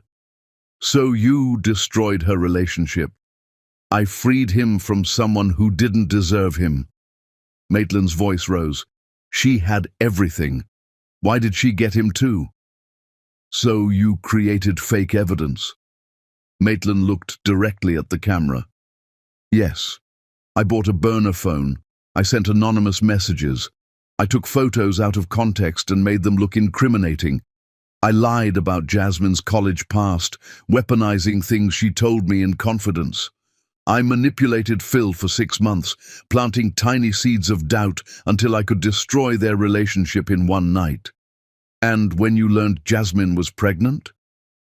I didn't know for certain, but I suspected, and I didn't tell him. I thought she'd get an abortion or give the baby up or something. I didn't think she'd actually keep it. Why are you confessing this now?" Maitland looked broken. "Because I lost anyway. I destroyed Jasmine's relationship with Phil, but he never loved me. He couldn't. How could he love the person who destroyed the woman he actually cared about? And now everyone knows what I did, and I have nothing. No job, no friends, no future. I destroyed 3 lives, including my own." The interview ended with Maitland crying, alone in a cheap motel room, the living embodiment of the consequences of jealousy and manipulation. The internet had complicated feelings. Some people felt sympathy for her obvious mental health issues. Others maintained that mental illness wasn't an excuse for calculated cruelty. The debate raged for weeks. But one thing became clear. Phil's story shifted from man who abandoned pregnant girlfriend to 3 people destroyed by one woman's manipulation. Jasmine's phone exploded with interview requests. Everyone wanted her perspective, her story, her forgiveness or condemnation. She turned them all down with the same professional statement. "I have said everything I intend to say on this matter. I am focused on my business and my daughter, and I request privacy to live our lives." But privately, alone in her Seattle apartment after Ruby was asleep, Jasmine watched Maitland's confession interview and cried. Not for Maitland, not for Phil, for the woman she used to be, the one who had trusted her best friend and loved a man with her whole heart before both of them destroyed her. That woman was dead, and no amount of public vindication would bring her back. Chapter 8. The Letter. The package arrived at Ruby's Closet headquarters on a Tuesday morning, 6 weeks after the gala disaster. Keisha brought it to Jasmine's office with a worried expression. "This came for you. Security already screened it. It's not dangerous, but it's from Phil Lynn." Jasmine's first instinct was to throw it away unopened. Her second was to set it on fire. Her third was to send it back marked, "Return to sender." Instead, she set it on her desk and stared at it for 3 hours while Ruby napped in the office playroom. Finally, she opened it. Inside was a letter, handwritten, 22 pages, and legal documents. Jasmine started with the legal documents because they were easier, more clinical, less emotionally devastating. Parental rights termination agreement. Phil Lynn voluntarily terminating all parental rights to Ruby Lynn Morrison, giving Jasmine sole custody, permanently and irrevocably. No visitation rights, no contact, nothing. He was giving up his daughter completely. Attached were bank statements showing a $50 million trust fund, made out to Ruby Lynn Morrison, accessible only by Jasmine. Phil's name nowhere on it. No strings, no conditions, no requirements for contact or acknowledgement, just money for Ruby's future and Phil erasing himself from her life. Jasmine's hands were shaking as she picked up the letter. Part of her didn't want to read it. didn't want to hear his excuses or his apologies or his pain. She had built a life of armor specifically to protect herself from caring about Phil Lynn's feelings, but she read it anyway. All 22 pages. It started formal. "Dear Jasmine, I know you don't want to hear from me. I know no words I write can undo the damage I've caused. But I need you to understand what happened, not because it excuses my actions, nothing excuses what I did, but because you deserve to know the full truth." Then it detailed everything. The burner phone evidence Daniel had found, Maitland's therapy records, the financial desperation, the calculated manipulation over 6 months. "But here's what you need to understand, Jasmine. Maitland didn't make me destroy us. I did that myself. She provided the matches, but I lit the fire. I chose to believe her lies because they confirmed my worst fears about myself. I never thought I deserved you. You were beautiful, accomplished, kind, confident. I was just a tech guy who got lucky with a startup. When my ex-girlfriend cheated on me in college, something broke inside me. I started believing that love was temporary, that eventually everyone would leave or betray me. I tried to protect myself by never fully trusting anyone. Then I met you, and you were so perfect it terrified me. I kept waiting for the other shoe to drop, for you to realize you could do better, for you to leave. So when Maitland showed me evidence that you were cheating, part of me was almost relieved, because it meant I was right to be suspicious. It meant my paranoia was justified. It meant I could push you away before you could hurt me worse. I know how psychologically damaged that sounds. I know it doesn't excuse anything. I'm just trying to help you understand that this wasn't about you failing me. This was about me being so fundamentally broken that I destroyed the best thing in my life rather than risk being hurt." The letter continued for pages, detailing his breakdown after she left. The drinking, the insomnia, the way he convinced himself he had been right to leave her. "I spent a year justifying my decision, telling myself you must have been cheating, that the evidence was too convincing, that I had made the painful but correct choice. I was living in a delusion because facing the truth, that I had destroyed an innocent woman who loved me, would have shattered me completely. When I saw Ruby's closet on that nomination list and realized you had been pregnant, my entire carefully constructed reality collapsed. Every justification vanished. Every rationalization turned to ash. I had thrown away a pregnant woman based on lies from a jealous colleague. I had abandoned our child before she was even born.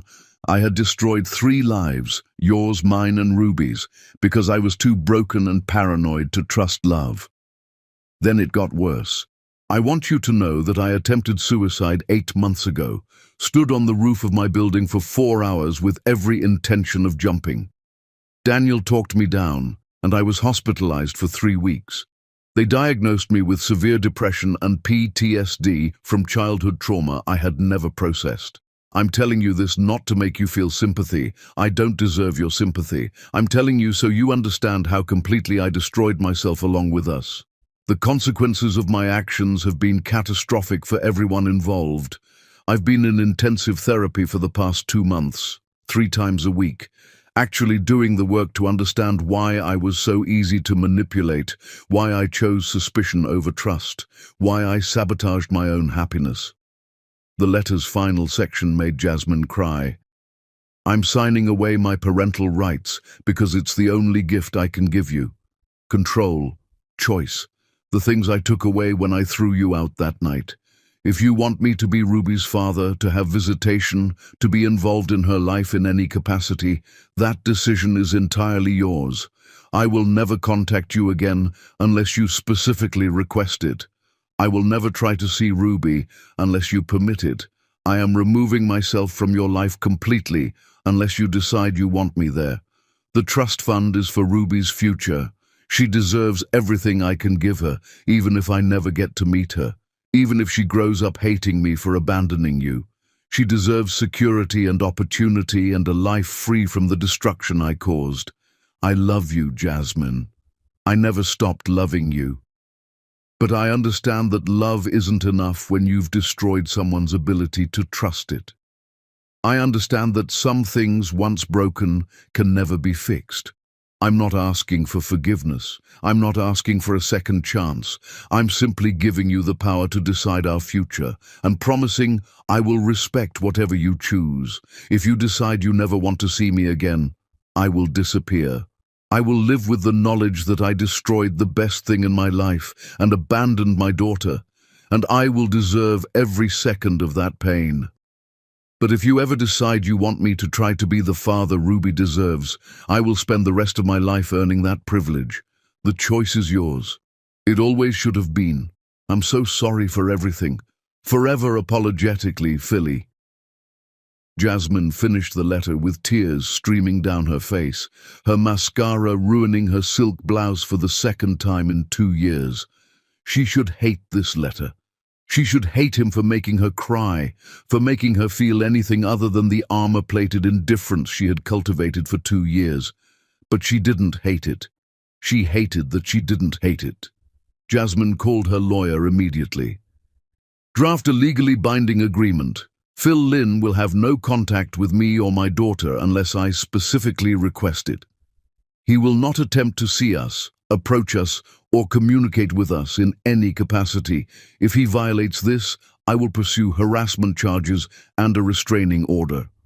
Are you sure? He's offering you $50 million. I don't want his money. I want him gone until I decide otherwise. The lawyer drafted the agreement, sent it to Phil's lawyers the same day.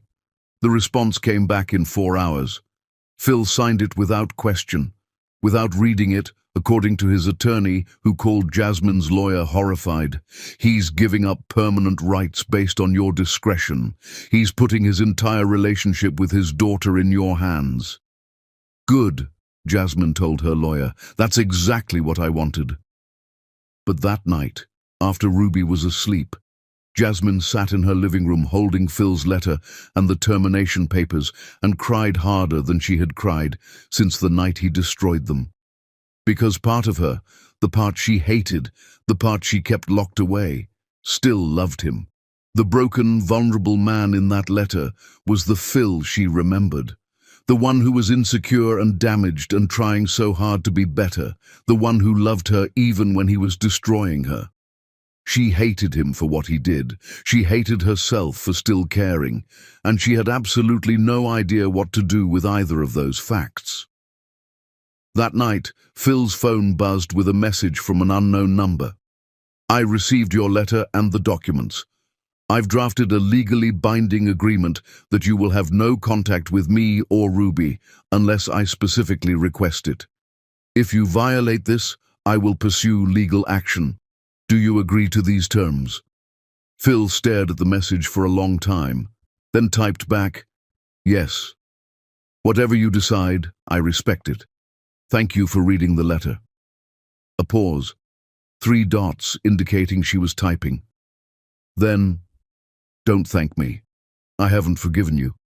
I just needed to know the truth. I understand. I won't contact you again unless you ask me to. Another long pause. Then, good. And that was it.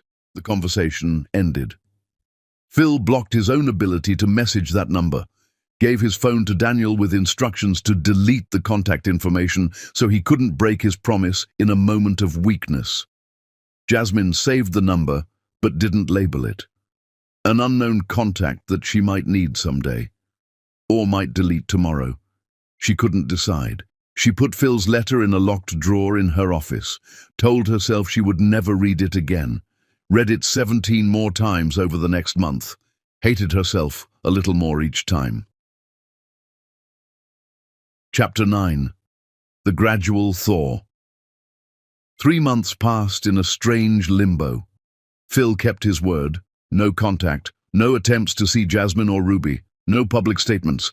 He simply disappeared from her life completely as requested. Jasmine should have been relieved. She had exactly what she wanted: complete control, total absence of the man who destroyed her. Instead, she felt off balance. Like a part of her had been bracing for a fight that never came. She found herself checking the news about Phil more than she wanted to admit. Found articles about his leave of absence from Lynn Technologies, his continued therapy, his complete withdrawal from public life. Found one particularly detailed article from a business magazine. Where is Phil Lynn now, the tech CEO who destroyed his life? The article painted a picture of genuine transformation, intensive therapy 3 times a week, group sessions for people who had destroyed their relationships, volunteering at a women's shelter, living quietly, no parties, no dating, just work and therapy, and trying to become better. The journalist had gotten an interview with Phil's therapist, anonymized with permission. My client is doing the hardest work I've seen in 20 years of practice. He's not justifying his actions or making excuses.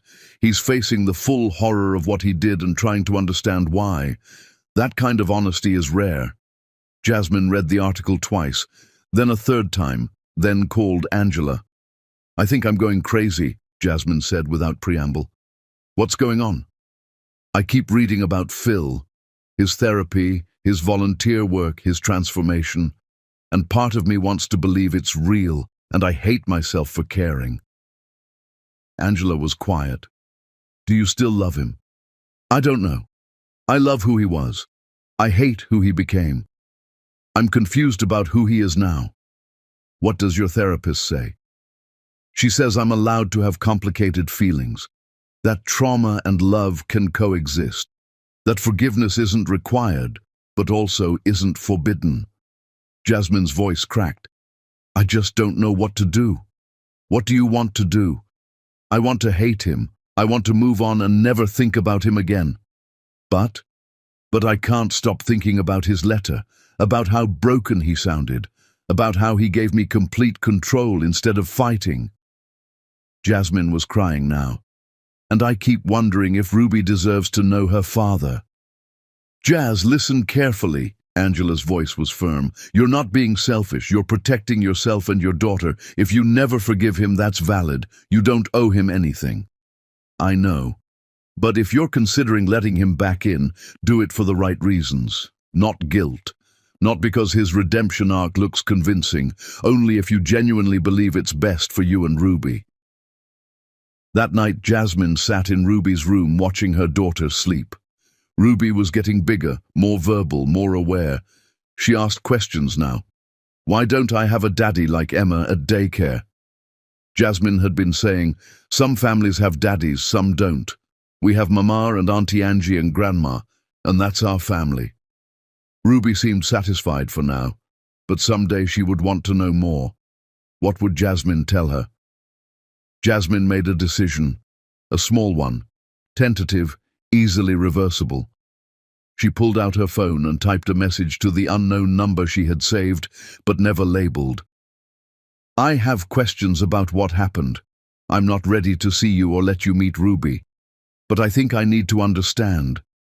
Are you willing to answer questions via text? She hit send before she could second-guess herself. The response came in less than a minute. Yes. I'll answer anything you want to know. Whatever timeline you need. Thank you for even considering this. Jasmine stared at the phone, then typed, Tell me about the first time Maitland made you doubt me, the very first seed she planted. It was 3 months after she started working. We were at a company happy hour. You couldn't come because you had class. Maitland asked if you were always so busy. When I said yes, she said, I just worry that you give so much and don't ask for much back. I've seen friends get taken advantage of that way. It was subtle. I didn't even realize she had planted doubt until much later. Jasmine felt her chest tighten. And you believed her. I didn't consciously believe anything yet, but the seed was planted. Over the next months, she'd make little comments. Jasmine seemed stressed. Did you see how long she was on her phone? She left work early 3 times this week. All with false concern, never accusatory, just observations that made me start watching you differently. So by the time she showed you the fake evidence, you were already primed to believe it. Yes, I'm so ashamed. I should have questioned her motives. I should have trusted you, but I wasn't. I was an easy mark because I was already afraid of being abandoned. They texted back and forth for 3 hours, Jasmine asking questions, Phil answering with painful honesty, never defending himself, just explaining. It didn't make Jasmine forgive him, but it helped her understand. The texting became a pattern. Every few nights, Jasmine would send questions. Phil would answer. They never talked about the present, never discussed Ruby, just dissected the past. A month in, Jasmine asked, "Do you think about her? About what you destroyed?" "Every single day, every hour. I think about the life we could have had, Ruby growing up with both parents, us getting married, and then I think about how I destroyed all of it because I was too broken to trust love." "Does thinking about it help?" "No, it just reminds me what I lost, but I do it anyway because I deserve to sit in that pain." Jasmine sat with that answer before responding, "I don't want you to suffer forever, Phil. I just want you to understand what you did. Maybe understanding requires suffering. Maybe. I'm still figuring out what I need from you. Take all the time you need. I'm not going anywhere." 2 months after the gala, Jasmine made another decision. She sent a text. "I want to meet, just to talk. 1 hour, neutral location. Ruby won't be there." Phil's response, "Whenever and wherever you want, I'll be there." They met at the coffee shop. Jasmine arrived first, saw Phil walk in and almost didn't recognize him. He had gained back some weight, looked healthier, but his eyes were different. Older, sadder. The eyes of someone who had seen the worst parts of themselves. They sat across from each other, 2 feet of table between them, an ocean of hurt. "Hi," Phil said quietly. "Hi." Finally, Jasmine said, "I've been reading about you. The therapy, the volunteer work. It's not a performance. I'm not trying to impress you. I'm just trying to become someone who won't destroy people I love. Do you think that's possible? Can people actually change that fundamentally? I don't know, but I have to try. Because the alternative is staying the person who destroyed you, and I can't live with that." They talked for 3 hours, painful conversation about betrayal and manipulation and healing. Jasmine asked hard questions. Phil answered without flinching. "Have you dated anyone since me?" "No. I can't imagine being interested in someone else." "Do you still love me?" "Yes, completely, painfully. Even though I'm not the same person. Even though, maybe especially because you survived and became stronger." Jasmine felt tears prick her eyes. "I don't know if I can ever trust you again. I don't know if I can forgive what you did." "I know. But I think," she took a breath, "maybe Ruby deserves to meet you.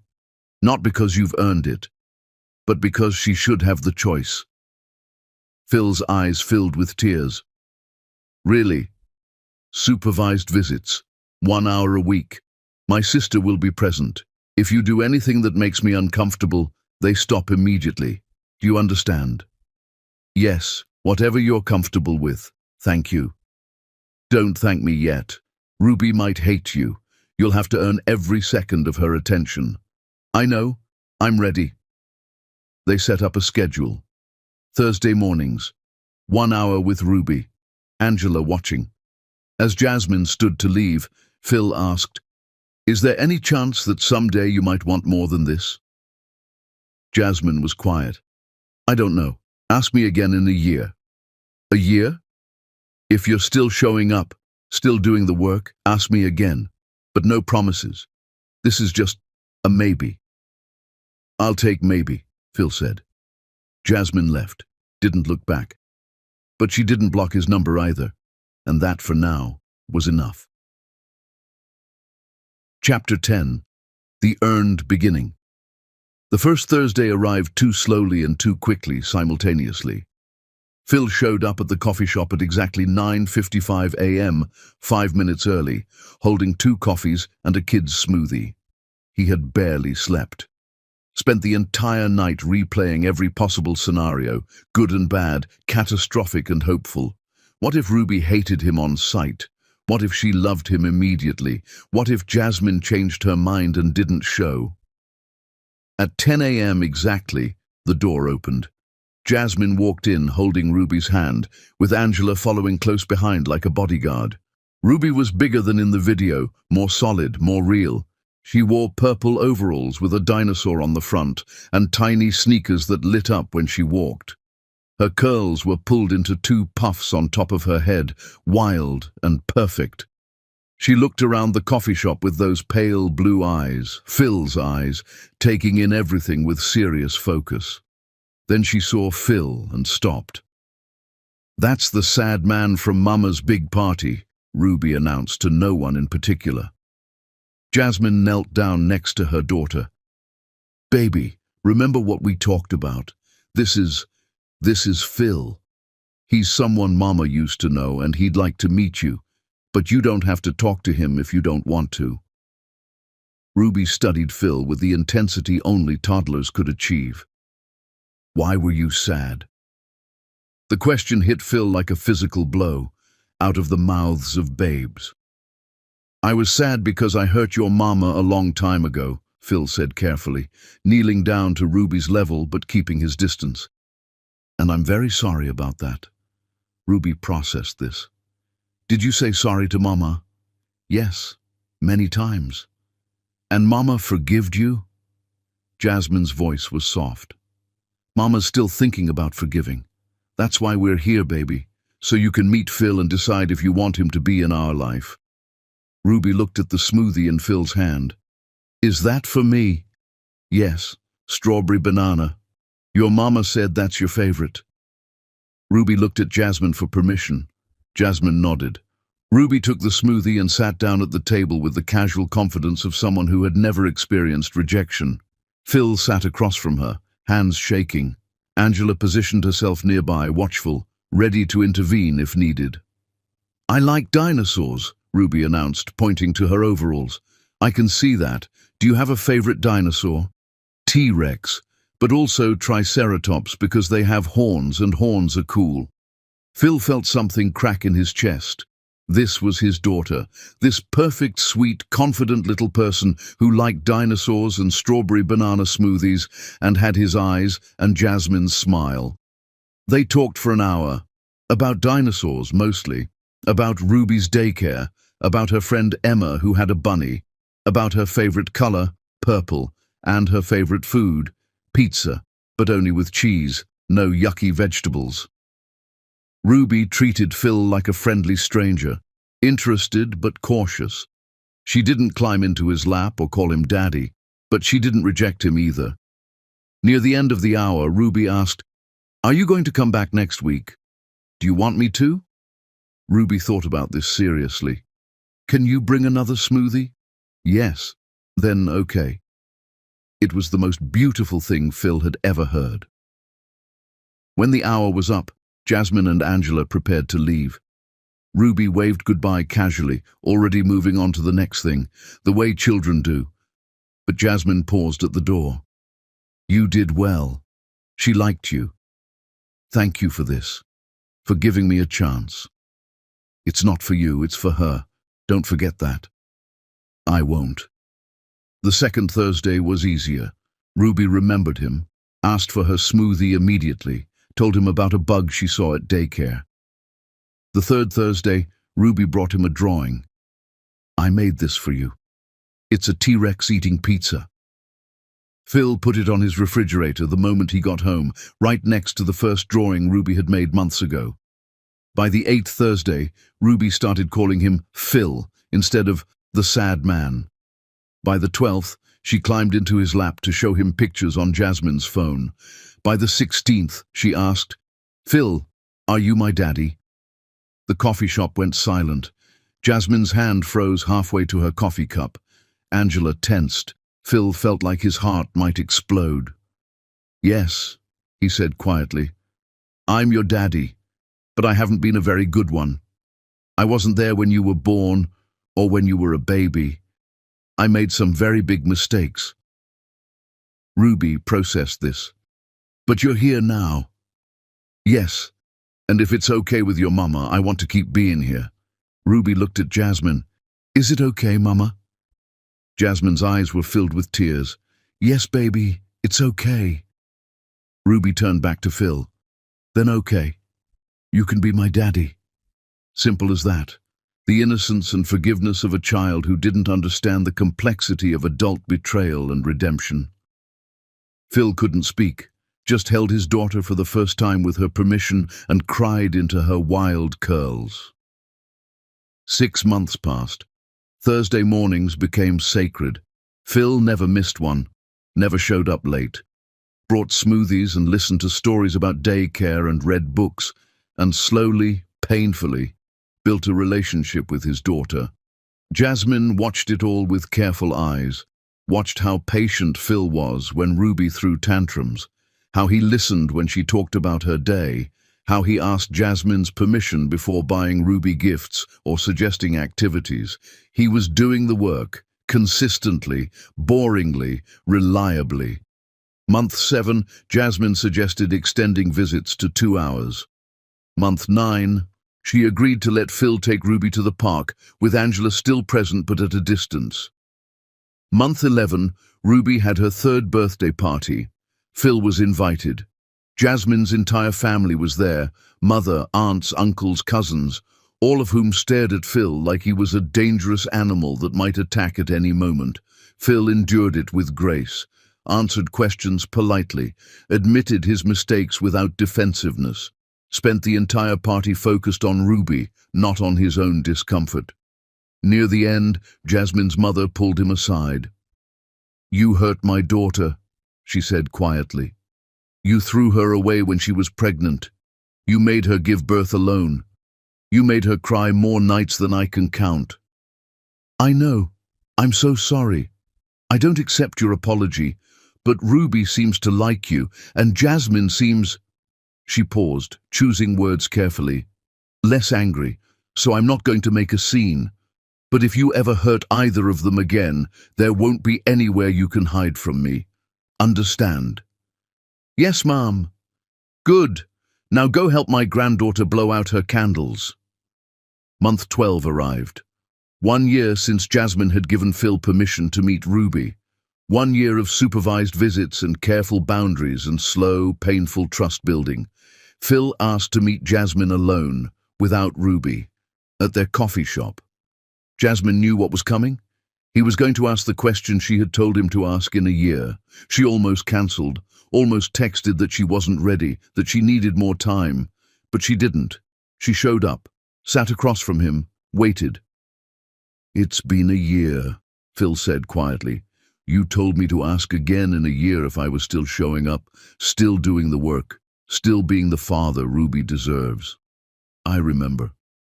I've been in therapy for 18 months now. 3 times a week, no breaks. I've worked through my abandonment issues, my paranoia, my tendency to believe the worst of people I love. I've volunteered at the women's shelter every week, helping survivors of manipulation and abuse. I've stayed single because I can't imagine being interested in anyone but you. I've shown up for every single Thursday with Ruby, plus her birthday, plus holidays you've let me attend. I've done everything you asked and more." He took a breath. "So I'm asking, is there any chance at all, that you might want more than this? More than supervised visits and careful distance? Not relationship, not romance, just the possibility of us rebuilding something beyond co-parenting?" Jasmine was quiet for a long time. She had prepared an answer, rehearsed it with her therapist. But now that the moment was here, all her practiced words felt inadequate. "I'm not the same person you fell in love with," she said finally. "That woman was soft and trusting and believed in fairy tales. You destroyed her, Phil. She's dead. I know. And I'm not sure I can ever fully trust you again. There's always going to be a part of me that remembers what you did. That remembers being thrown away at 2:47 in the morning. That remembers giving birth alone while you were 3,000 miles away, convincing yourself you were right. I understand. But..." Jasmine took a breath. "I think maybe that's okay. Maybe rebuilding doesn't mean going back to who we were. Maybe it means becoming something new, something scarred but stronger. Phil's eyes filled with tears. What are you saying? I'm saying I'm not ready to trust you with my heart yet. I might never be ready, but I think I'm ready to try family therapy. The three of us, not couples therapy. We're not a couple, but family therapy. Learning to communicate, learning to co-parent effectively, learning to see if there's any foundation worth building on. Yes, Phil said immediately. Whatever you want, whatever pace you need. And Phil, if you ever doubt me again, if you ever choose someone else's word over mine, if you ever make me feel like I'm not enough, I'm gone. Immediately. Permanently. You'll never see me or Ruby again. Never again. I swear on my life, on Ruby's life, on everything I have left. Jasmine nodded. Then we can try.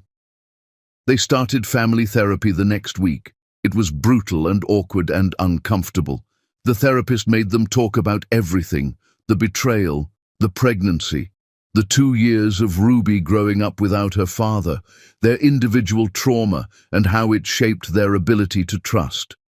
Ruby played with toys in the corner while her parents excavated their shared wreckage and tried to figure out if anything was salvageable. But slowly, painfully slowly, something started to shift. Jasmine started to see not who Phil had been when he destroyed them, but who he was becoming. Someone who took accountability without making excuses. Someone who showed up consistently, even when it was hard.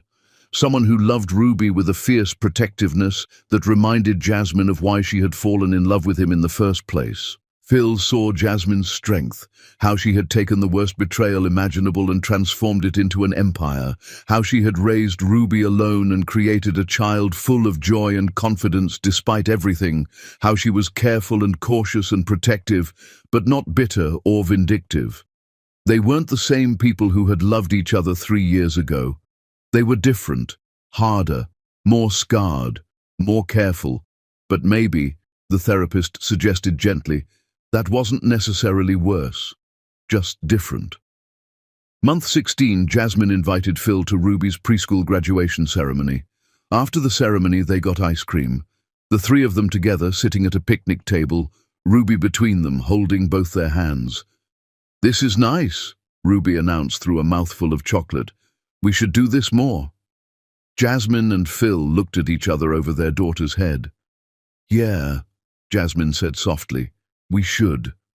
That night, after dropping Ruby off with Angela for a sleepover, Jasmine sent Phil a text. "I'm not ready to try a romantic relationship. I don't know if I'll ever be ready, but I think I'm ready to try being friends. Real friends, not just co-parents. Would you want that?" Phil's response came immediately. "Yes. Absolutely yes. Friends sounds perfect." They started having coffee once a week. Just the two of them, without Ruby. Talking about their lives, their businesses, their healing processes, rebuilding the foundation of their relationship from scratch. It wasn't romance, it wasn't love, it wasn't the fairy tale they had lost, but it was real and honest, and built on a foundation of accountability and hard-won trust. Month 18, Ruby asked why Phil didn't live with them. Jasmine and Phil looked at each other, silently communicating.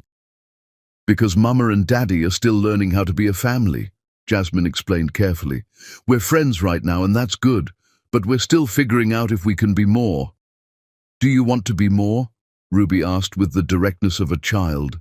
Jasmine looked at Phil, really looked. Saw the man he had become through brutal self-work and consistent effort, saw his love for Ruby, clear and unconditional, saw his respect for Jasmine's boundaries and healing process. "I don't know yet, baby. Maybe someday." Ruby seemed satisfied with this answer. "Okay, can we get pizza now?" That night, Jasmine called Phil. "Hi," she said when he answered. "Hi, is everything okay? Is Ruby—" "Ruby's fine. I wanted to talk to you." "Okay." Jasmine took a breath. "I think maybe I do want more someday. Not now. Maybe not for a long time. But I think I can see a future where we try again, where we build something new that honors what we destroyed but doesn't try to recreate it." Phil was quiet for a long moment. "Really? Really? But it has to be different, Phil. We can't go back to who we were. We have to move forward as who we've become." "I know. And I'm okay with that. I'm okay with moving at whatever pace you need. I'm okay with maybe. I'm okay with uncertainty. Because maybe and uncertain is more than I thought I'd ever have with you again." "Good, because I'm not making any promises.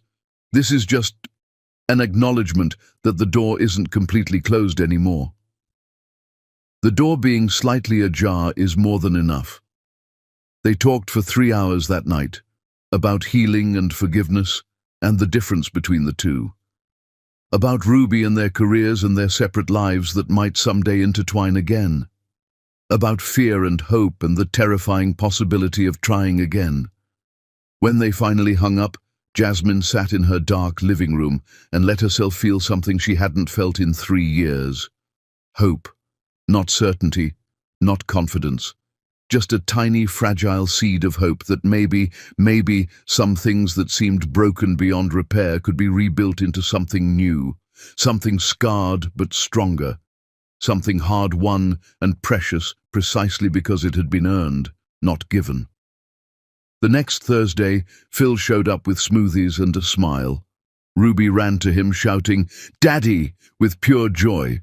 Jasmine watched them together and felt her armor crack just a little bit more, not gone. Maybe it would never be completely gone, but weakening, softening, allowing for the possibility of something she thought she'd never feel again. She caught Phil's eye over Ruby's head. He mouthed, "Thank you."